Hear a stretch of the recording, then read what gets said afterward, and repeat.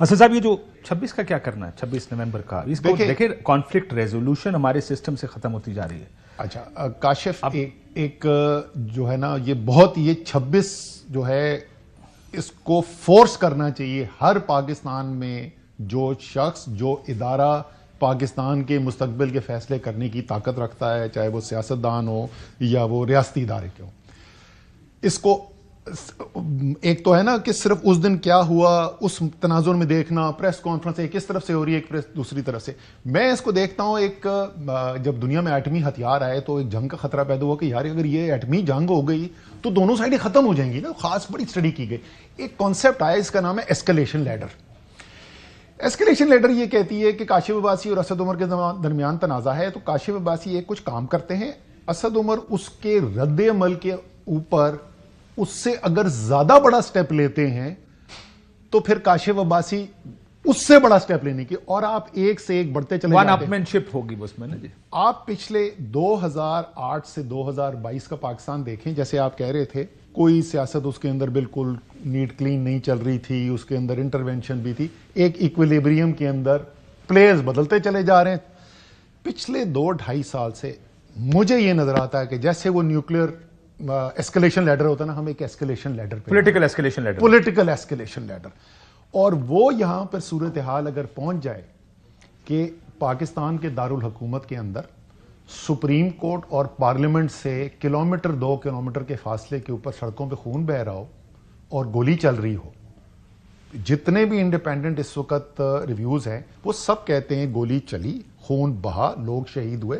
बस सिर्फ ये है कि कितने हुए, और एक पुलिस का वर्जन ये है कि जी उन्होंने भी गोली चलाई। यही फर्क है। इस पे तो सरकार का वर्जन हमें तो चला ही नहीं, उन्होंने कहते चला ही नहीं। इसमें तो कोई शक नहीं है ना कि गोली चली। ज्यादातर खैर इंडिपेंडेंट जर्नलिस्ट और वो जर्नलिस्ट जिनका कोई तरीके इंसाफ से खास लगाव नहीं है, वो कहते हैं कि उधर से पुलिस की तरफ से गोली चली, ये उनका मानना है। बट मैं कह रहा हूं जिसकी भी, क्योंकि वो पुलिस वाला, वो रेंजर्स वाले जो शहीद हो गए वो भी पाकिस्तानी थे, और जो ये एहतजाज के लिए आए थे, अपना आईनी हक इस्तेमाल करने के लिए आए थे, वो जो शहीद हो गए वो भी पाकिस्तानी थे।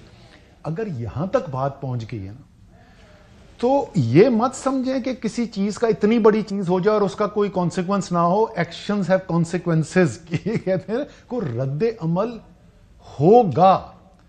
इस वक्त अगर आपने सही फैसले कर लिए तो आप शायद इस इतने बड़े सानहे के बाद मुल्क को इस बहरान से निकालने में कामयाब हो जाएं और आप बेहतरी की तरफ चले जाएं, और या मजीद खराबी की तरफ जाएं। और आखिरी हिस्सा जो एस्केलेशन लैडर का होता है ना, जब आप बिल्कुल ऊपर न्यूक्लियर वॉर के करीब पहुंचते हैं ना, तो फिर बड़ी तेजी से इवेंट्स होने शुरू हो जाते हैं। पहले जो काम महीनों के बाद होता था, तो शायद हमारे पास इतना टाइम भी नहीं बचा है कि हम पीछे हटें।